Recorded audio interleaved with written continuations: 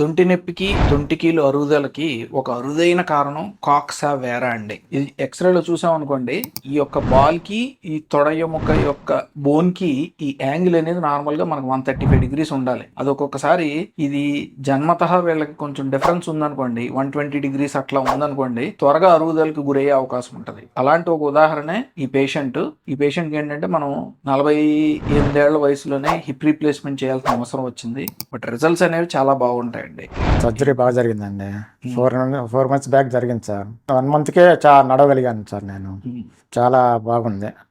నొప్పి కూడా పెద్దగా లేదు, బాగా నడుస్తున్నాను. సెకండ్ హిప్ కూడా యాక్చువల్లీ ఎక్స్రేలో అయితే అరుగుదల ఉందండి.